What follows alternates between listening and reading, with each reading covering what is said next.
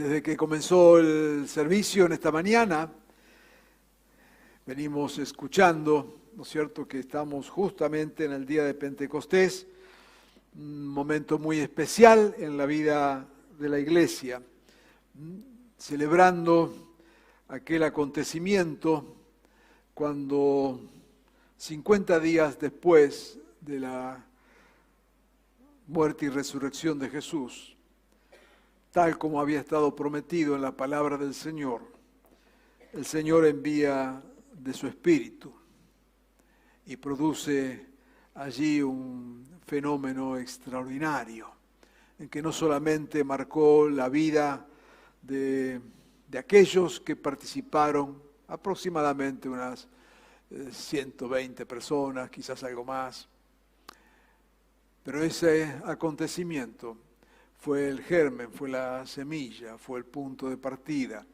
de algo glorioso que el Señor estaría haciendo hasta nuestros días y hasta que Él venga, en la presencia de su Espíritu. Él ya lo había prometido, diciendo, bueno, me llegó el tiempo de la partida, yo me iré, pero no los voy a dejar solos, sino que enviaré.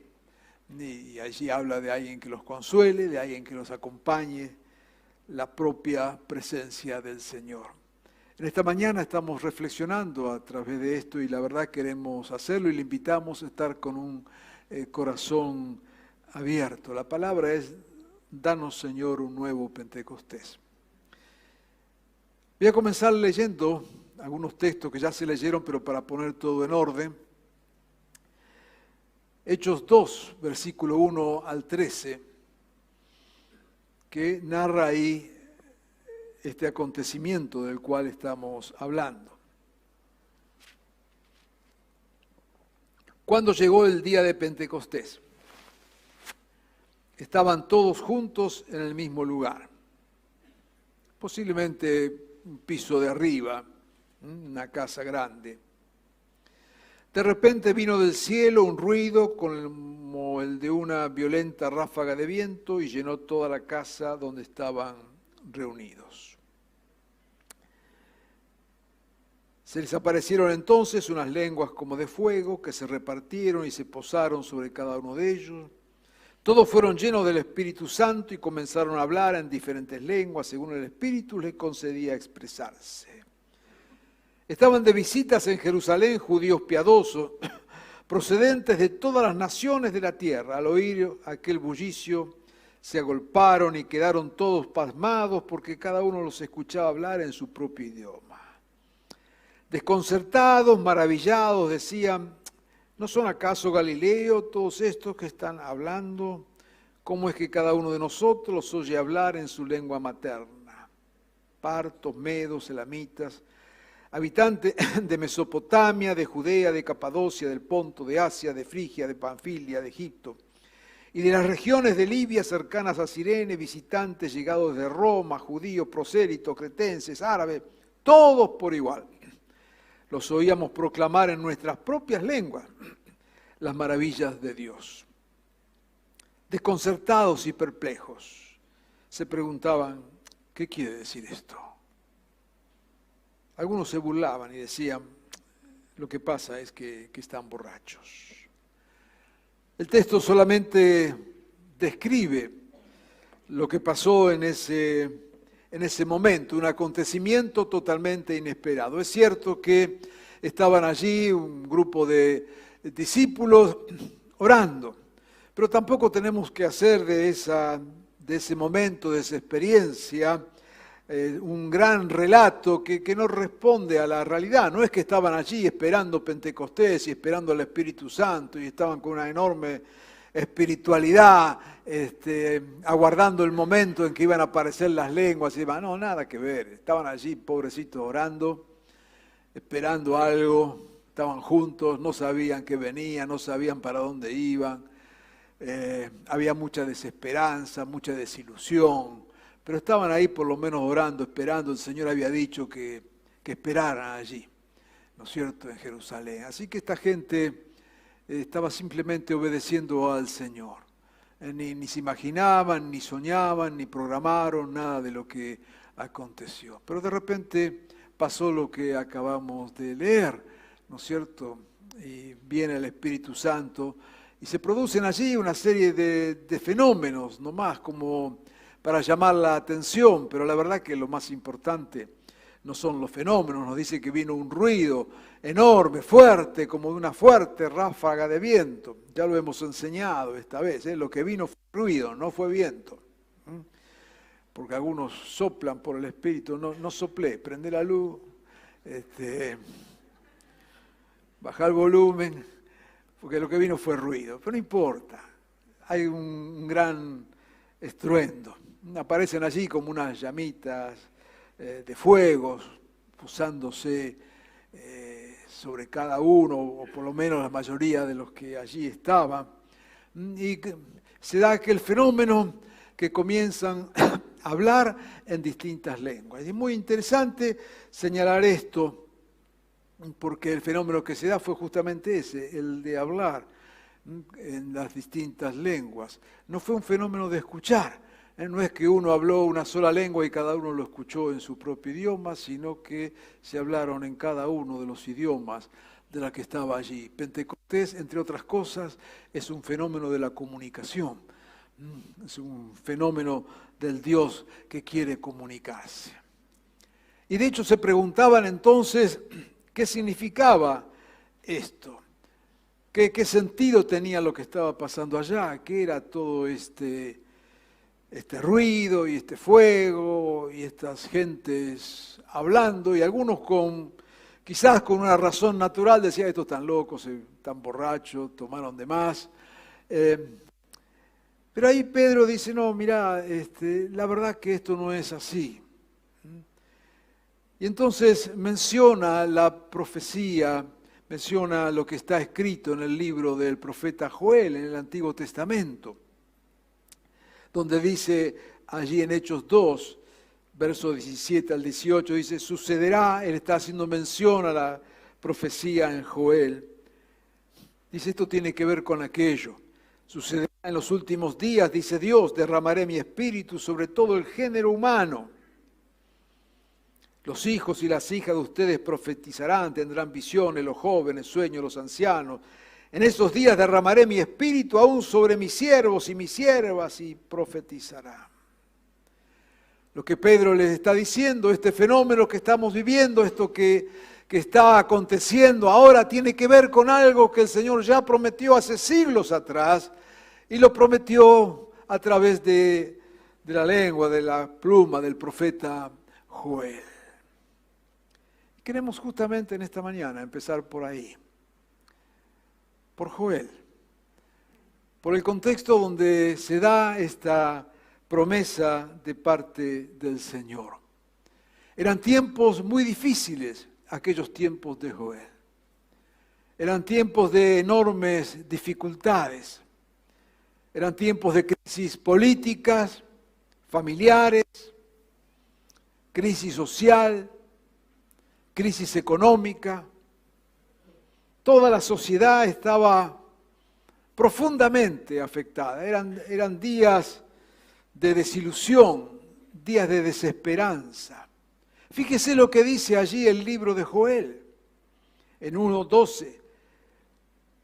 Cómo experimentaban esas circunstancias. Dice, la vid se marchitó, languideció la higuera, se marchitaron los granados, las palmeras, las manzanas, todos los árboles del campo, y hasta la alegría de la gente acabó por marchitarse. A mí me gusta esta versión de la NBI que pone este texto de esta manera, diría yo, hasta tan poética en un sentido, al describir la situación de esa sociedad totalmente desesperanzada. Dice, hasta la alegría de la gente acabó por marchitarse. Interesantemente, hace unos días atrás, hicieron acá en Argentina no es una investigación, o como lo querramos llamar, un estudio, donde se le pedía a las personas que definieran en una palabra la situación, cómo se sentían, cómo veían. Y dos palabras fueron las que salieron primera: desilusión y desesperanza. Y me hacía recordar eso a este texto de Joel. Hasta la alegría de la gente acabó por marchitarse. Como que el escalón más bajo de una sociedad afligida es cuando la alegría de la gente acaba por marchitarse. Y esto no quiere decir, o no responde solamente a que si hay problemas o no hay problemas. Me ha tocado estar en infinidad de contextos diferentes alrededor del mundo, a veces en sociedades muy quebradas. Recuerdo cuando con Ricardo estuvimos allí en Guinea Ecuatorial. Si usted quiere conocer pobreza, ya sabe a dónde ir. Una miseria total, una corrupción total.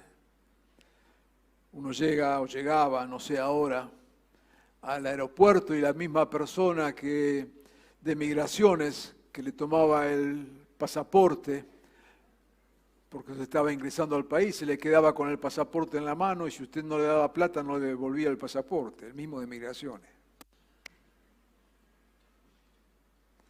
Sin embargo, cuando nos metíamos en esa sociedad, las experiencias increíbles, veíamos gente danzando, bailando. Y no porque no existieran problemas, pero todavía les quedaba allí, no sé, resignación, esperanza, o como le querramos llamar. Pero cuando una sociedad pierde toda ilusión,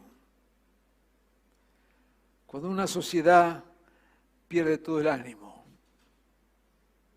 está en uno de sus escalones más bajos. Y así estaba la sociedad en el tiempo de Joel, que nos dice que hasta la alegría de la gente se había marchitado. No había frutos, las palmeras, los manzanos, la higuera, todo se había secado. Pero aquí que entonces, en ese contexto de desilusión, de desesperanza, aparece el Señor, como siempre es, ¿no es cierto? Aparece siempre Dios en el momento en que más lo necesitamos. Y allí en Joel 2:13 llama al arrepentimiento. Rásguense el corazón, no solo las vestiduras, no algo externo. Vuélvanse al Señor su Dios, porque Él es bondadoso y compasivo, lento para la ira y lleno de amor. Cambia de parecer y no castiga. Qué bueno, está llamando a arrepentirse, está llamando a acercarse a Dios. Y hay algunas expresiones allí que a mí me llenan de gozo y de esperanza, ¿no es cierto?, al ver al Señor invitándonos a volver a Él, invitándonos a arrepentirnos. Pero dice, el Señor es lento para la ira y está lleno de amor.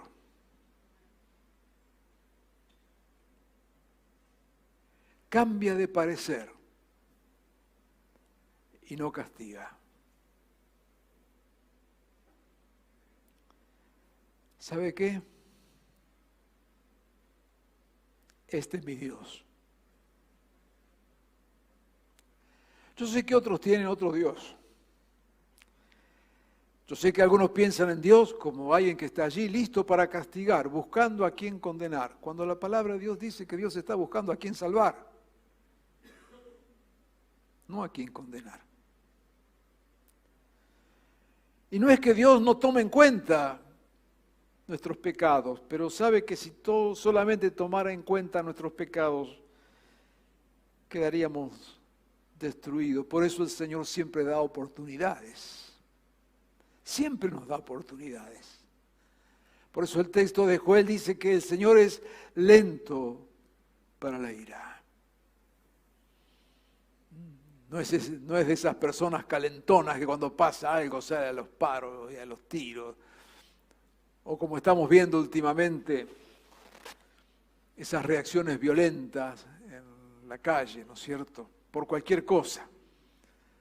Estaban diciendo en estos días que esa persona que allí en Panamericana, cerca de Cardales, industrial que fue asesinado, al final se descubrió que era una pelea de tránsito.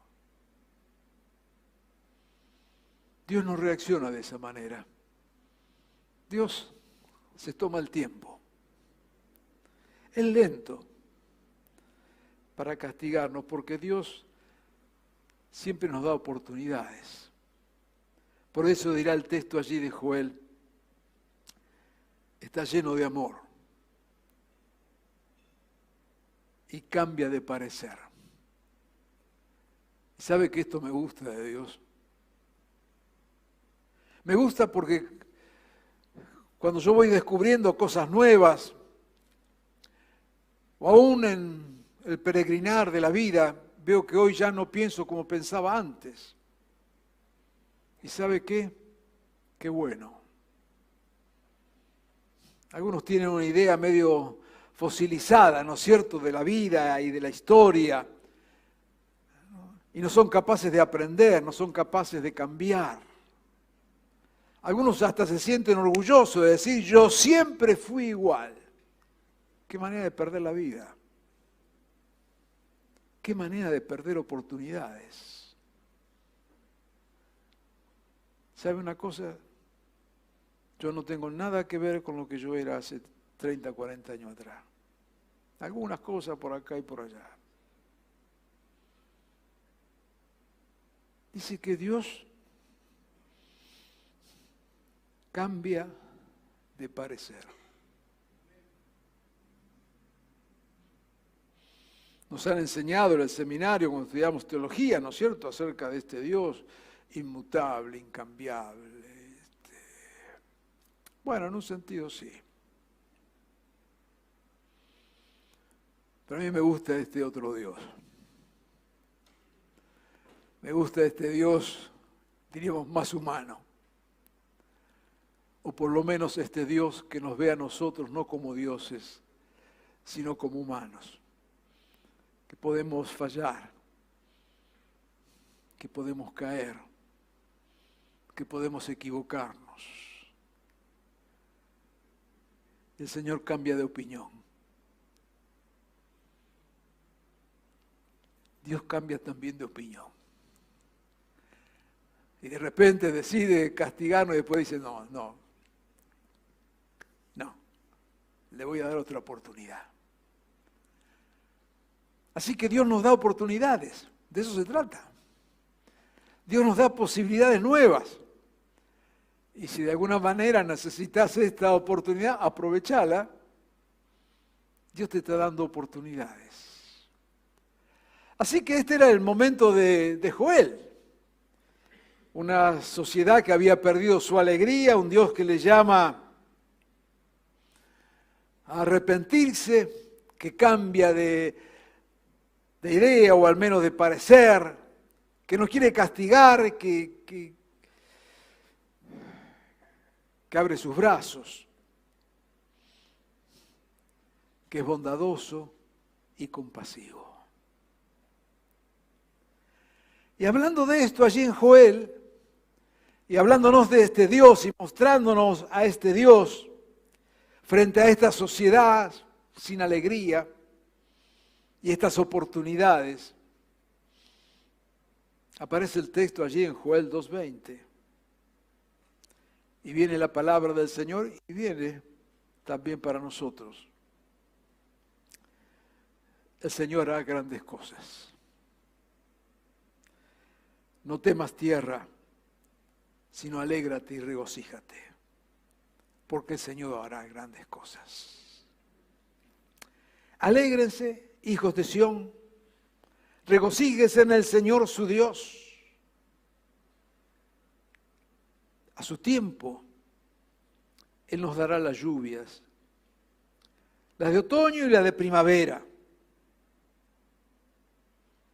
Se llenarán de grano los campos, los lagares, rebosarán de vino nuevo y aceite. Ustedes comerán en abundancia hasta saciarse y alabarán el nombre del Señor su Dios, que hará maravillas por ustedes. ¿No le parece tremenda esta promesa del Señor? De este Dios que se nos acerca, que está dispuesto a perdonarnos, a cambiar, a dar oportunidades. Y nos dice, como le dice al profeta, en aquellas circunstancias de un pueblo totalmente desesperado y desilusionado y frustrado, el Señor hará grandes cosas. Y yo quiero creer esto.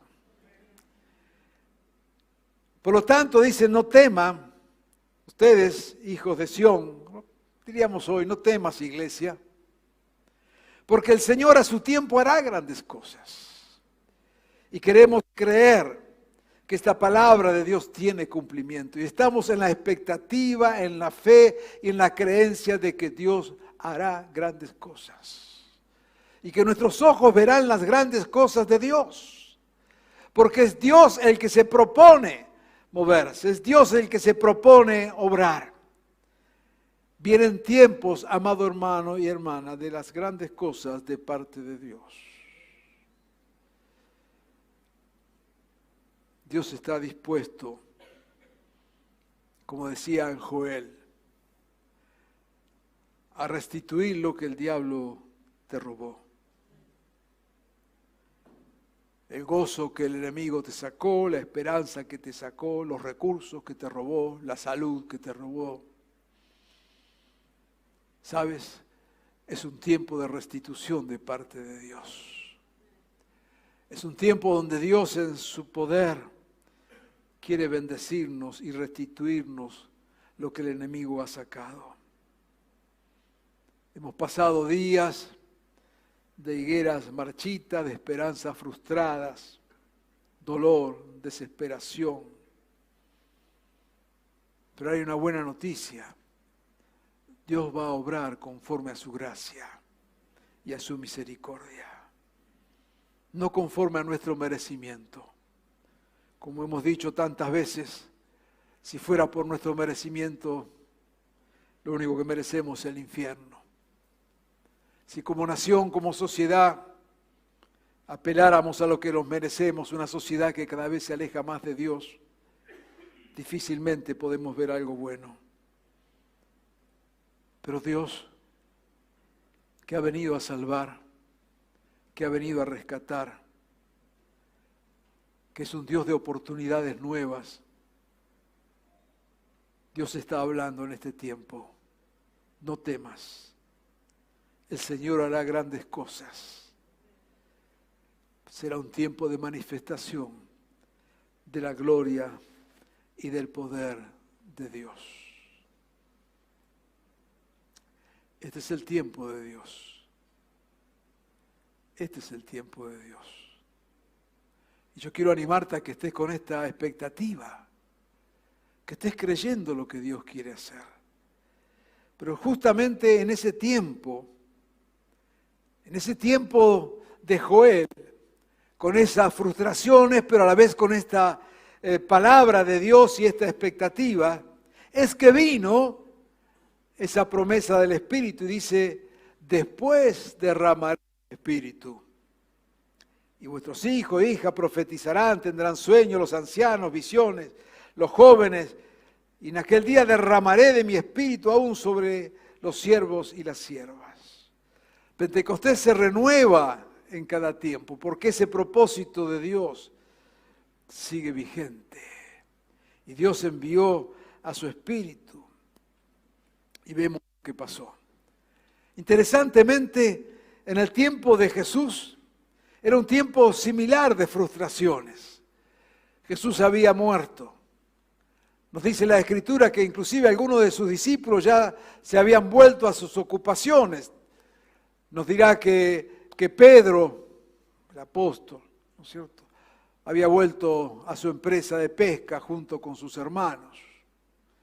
Nos narra también el Evangelio de dos hermanos que iban caminando de vuelta a sus pueblos, desilusionados por la experiencia.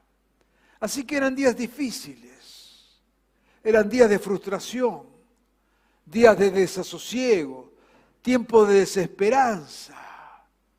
La única esperanza que quedaba era que Jesús hubiera venido a salvarlos, a redimirles, a darle la libertad del Imperio Romano y ahora se había muerto.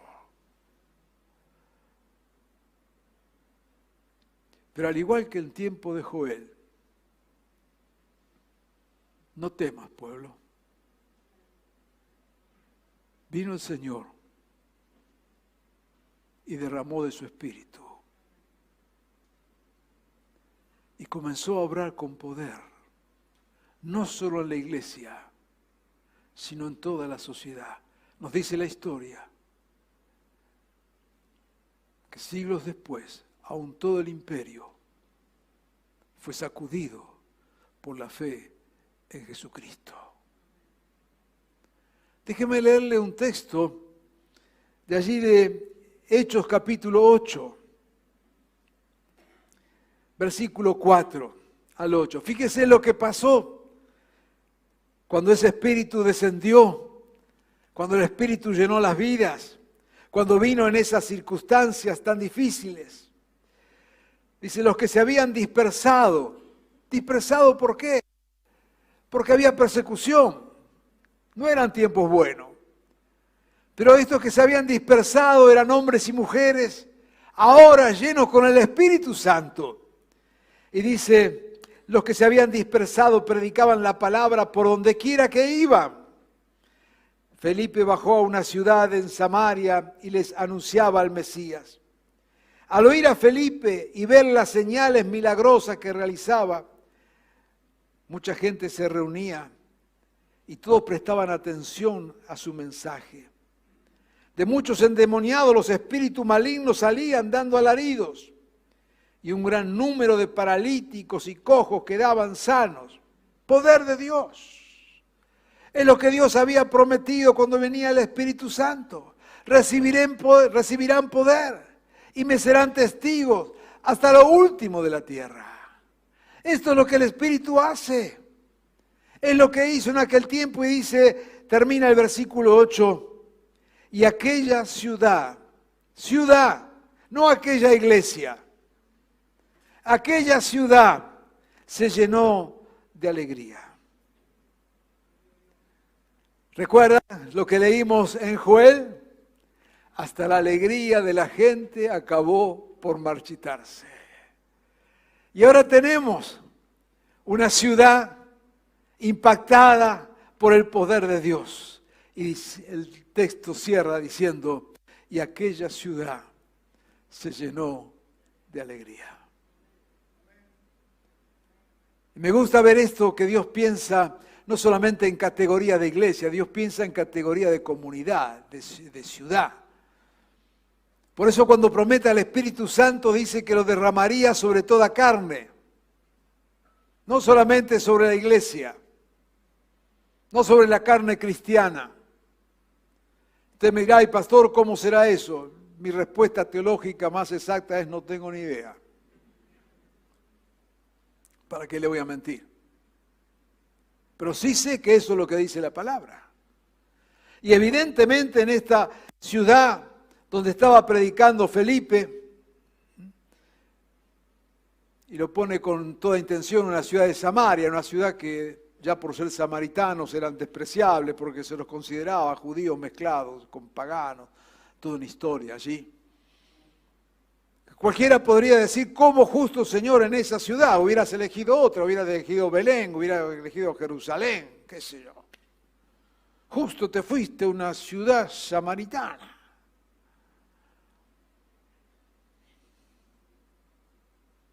Derramaré mi espíritu sobre toda carne. Y aquella ciudad se llenó de alegría. Pentecostés nos habla entonces de este poder de Dios, de esta gracia infinita de Dios, dispuesto a bendecirnos, dispuesto a obrar, a intervenir en nuestra historia. Y yo quiero animarte a creer esto en esta mañana, amado hermano. No solamente pensando en nuestras vidas, Señor, sí es verdad, queremos que tu Espíritu Santo nos llene, queremos vivir un nuevo Pentecostés. Pero ¿qué queremos decir cuando hablamos de un nuevo Pentecostés? ¿Qué queremos decir? Señor, sí, yo ahora quiero saltar más, gritar más, aplaudir más. Si eso es Pentecostés, si Pentecostés son saltos, gritos y aplausos, no entendimos lo que es Pentecostés. Yo sé que a principios del siglo pasado, cuando hubo un gran mover de Dios que afectó a la iglesia en todo el mundo, y un gran derramamiento de su Espíritu Santo, hubo distintas manifestaciones, hablar en lengua, cantar, saltar y demás. Eso se conoció como un movimiento pentecostal, que sigue hasta el día de hoy. Y algunos piensan que ser lleno del Espíritu Santo es, aquellos que son cristianos, que conocen algo de la historia, la cuestión, es ser lleno del Espíritu Santo es hacerse pentecostal, gritar como los pentecostales, hablar en lengua como los pentecostales y saltar como los pentecostales. Si eso fuera ser lleno del Espíritu Santo, sería algo muy pobre. Eso es el envase. Fue el envase de un tiempo y un momento. No te quedes con el envase, anda al contenido. Porque lo que dice la palabra es que Él derramaría de su Espíritu sobre toda carne. No dice cómo, no dice de qué manera, no dice con qué formas. Lo que dice es que su Espíritu sería derramado. Y porque eso ocurre, la tierra va a ser llena de su gloria. Y porque pasó eso, la iglesia comenzó a ministrar, a obrar con poder. Y expulsaba a los demonios, sanaban enfermos. Claro que sí, ¿cómo que no? ¿Cómo que no? Hay un mundo de tinieblas, claro que sí. Pero hay un reino de los cielos que es más poderoso que el mundo de las tinieblas. Que hay signos de muerte por todos lados y las enfermedades son la muerte en pequeñas cuotas. Claro que sí. Pero hay un Dios de la vida. Entonces obra y viene el Espíritu del Señor. Y cuando anhelamos, en verdad, Señor, otro Pentecostés, no estamos diciendo que se repitan las mismas cosas. Lo que estamos diciendo, Señor, queremos estar y vivir abiertos a tu Espíritu y queremos ver la obra de tu Espíritu Santo. Señor, queremos ver que esta ciudad se llene de alegría. ¿Por qué no? Su Espíritu sobre todo. Primer lugar en nosotros. Y entiéndame bien, por favor. Lenny en algún momento se dio cuenta e hizo una pequeña corrección teológica. No estamos esperando que el Espíritu venga. El Espíritu está.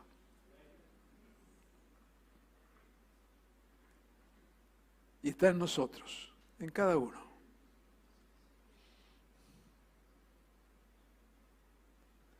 Deja que el Espíritu llene toda tu vida.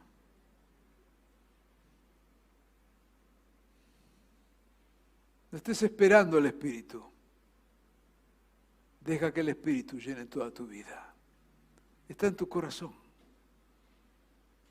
Por eso Pablo, cuando le escribe a Timoteo, le dice: aviva el fuego del don de Dios que está en ti. Cenizas que tapan el fuego, pero el fuego del Espíritu está. La obra de Dios está. El Espíritu de Dios está en vos y está en mí. Lo que Dios está queriendo y desafiándonos en este tiempo es que abramos de tal manera nuestro corazón, que abramos de tal manera nuestro corazón, que dejemos que ese Espíritu tome todo nuestro ser, nuestras decisiones, nuestra mente, nuestros negocios, nuestro trabajo, nuestra fe. Eso es ser lleno del Espíritu. Y queremos que Dios nos llene cada día. Yo quiero invitarte en esta mañana de Pentecostés a vivir con esta expectativa, a disponerte a que Dios te use, a disponerte a que seas un instrumento tal como hablamos hace un tiempo en este mismo culto, ¿no es cierto? Con esta mentalidad de que somos iglesia allí donde estamos. Que Dios te use con poder.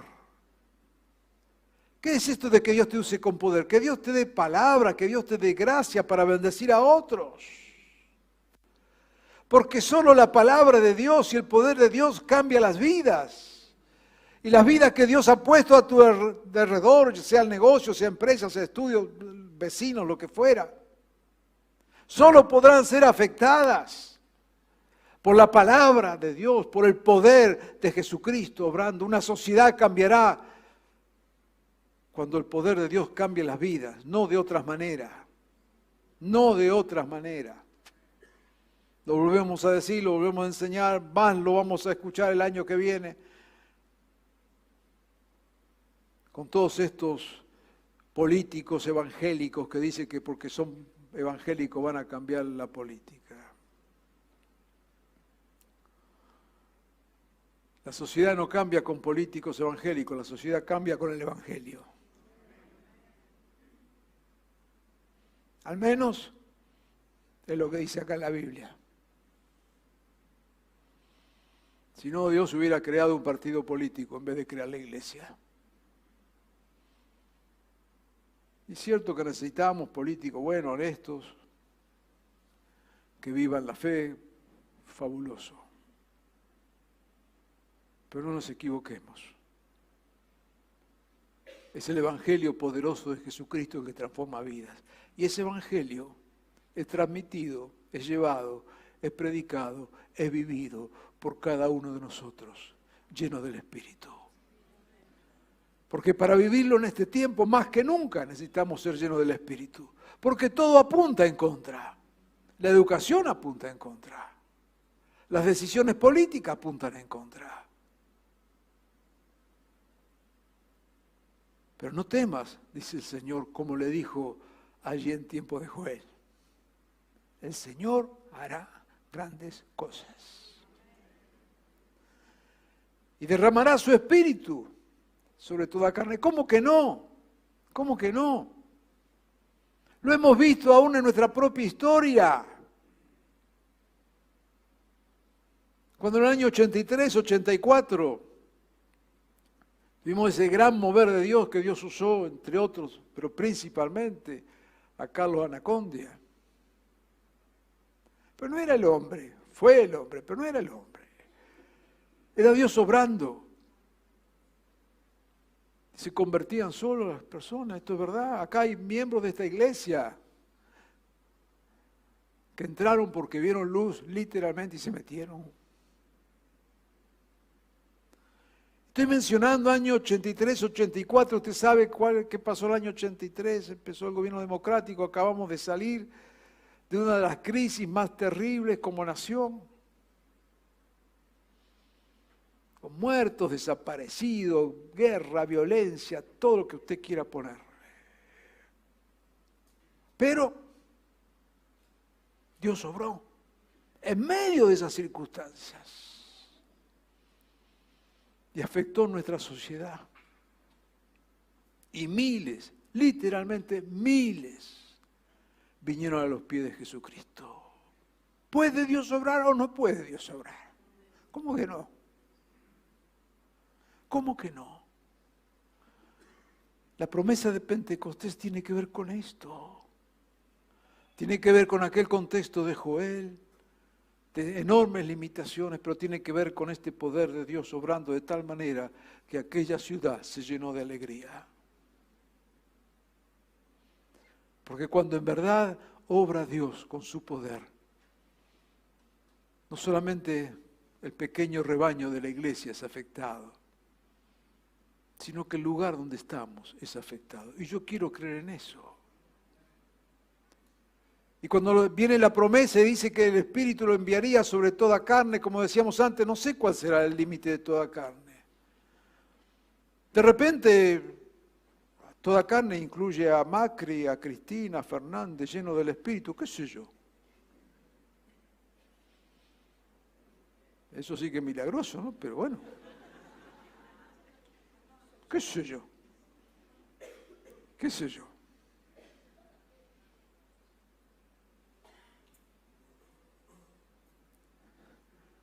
La visión de Dios no es bendecir la iglesia. La visión de Dios es bendecir toda su creación. Y usa la iglesia para eso. Te usa a vos y me usa a mí.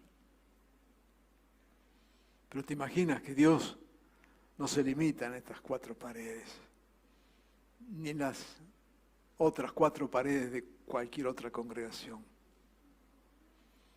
Dios es un poquito más grande. Y Pentecostés nos muestra esa grandeza de parte de Dios. Y Pentecostés nos muestra ese propósito de Dios de bendecirnos de tal manera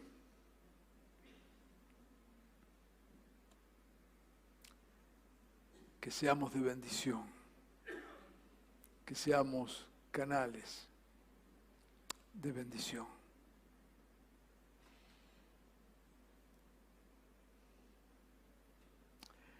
Cuando venga el Espíritu sobre ustedes, recibirán poder y serán mis testigos hasta los confines de la tierra. No le pongas límites a lo que Dios quiere hacer. Y no le pongas límites a lo que Dios quiere hacer en tu vida. Este es un tiempo de grandes oportunidades. Abre tu corazón al Señor. Y dile, Señor, lléname con tu Espíritu. En otras palabras, ¿no es cierto? Como hemos enseñado tantas veces, es dejar que el Espíritu tome control de todos nosotros. No es que nos llena como un vaso, porque el Espíritu no es un líquido, es una persona. Uno no puede tener más o menos de una persona, o tiene la persona o no la tiene. Vos y yo tenemos el Espíritu. Dejemos que el Espíritu tome control de toda nuestra vida. Abramos nuestros corazones. Anhelemos esto. Digamos, Señor, aquí estoy. Dame ese nuevo Pentecostés, de ese Espíritu que está en mí, pueda tomar control de todo mi ser. Que Dios levante en este tiempo una iglesia llena de su gloria. Una iglesia que se mueva en el poder del Espíritu. Será una iglesia que no conoce la palabra imposible, porque todo es posible para Dios. Será una iglesia que no excluye, porque Dios es lento en la ira y grande en la misericordia. Una iglesia que ama, una iglesia que abraza, una iglesia que tiene expectativas de algo bueno y de algo mejor. Una iglesia que vive en esa esperanza de ver lo que ojo no vio y oír lo que oído no escuchó. Que son las cosas que Dios tiene preparado para este tiempo. Quiero animarte en esta mañana a ser parte de este proyecto divino y que el Espíritu del Señor llene tu vida completamente. Quiero invitarte a orar. Oremos, por favor.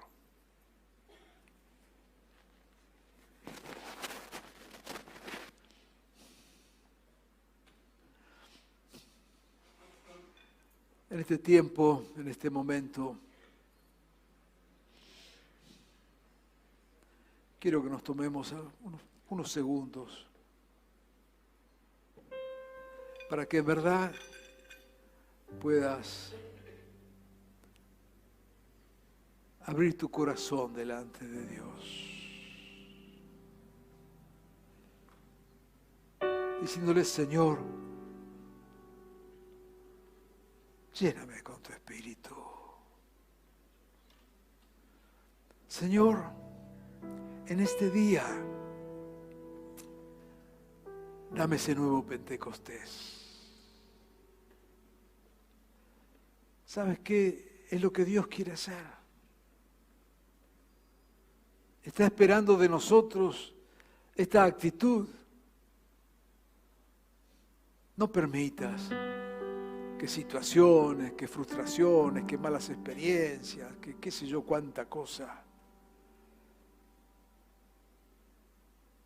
te mantenga allí como un cristiano, una cristiana casi nominal.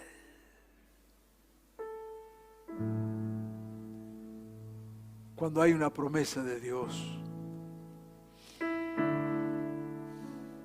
de llenarte con su Espíritu. Simplemente dile: Señor, aquí estoy. No le pongas condiciones, no le pongas formas.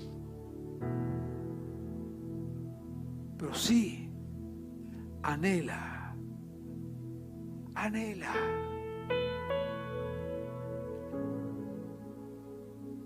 que Dios obre con poder en tu vida y a través de tu vida.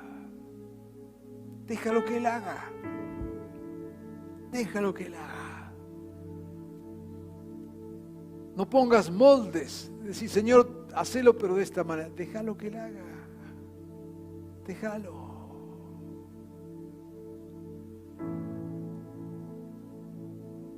Recuerda esta palabra que hemos mencionado de Pablo a Timoteo: aviva el fuego de lo que está en ti. Hay una obra que Dios ha hecho en tu vida. Quizás las circunstancias la han apagado, pero ahí está el fuego. Déjalo que arda. Y en este tiempo, anímate a levantarte en fe y proclamar en fe estas palabras. Nuestros ojos no lo ven, pero el Señor hará grandes cosas. Y el Señor bendecirá esta tierra. Miramos y decimos: es imposible, es imposible. Pero estamos sirviendo y adorando y siguiendo al Dios para el cual todo es posible. Y así, Señor, como hiciste en tiempos de Joel, así como hiciste, Señor, en tiempos de aquel Pentecostés, hazlo una vez más en este tiempo, Señor. Ven Jesús, y obra en cada uno de nosotros, llenándonos con tu Espíritu. Señor, que este día de Pentecostés sea un día donde nos abrimos a ti y te decimos: Señor, aquí estoy, aquí estoy, aquí estoy. Quiero darte unos segundos nomás para que allí donde estás, vos con tus propias palabras puedas decirle al Señor: Señor, lléname con tu Espíritu. Señor, en esta mañana, dame un nuevo Pentecostés. Hazlo. Habla con el Señor. Habla con el Señor.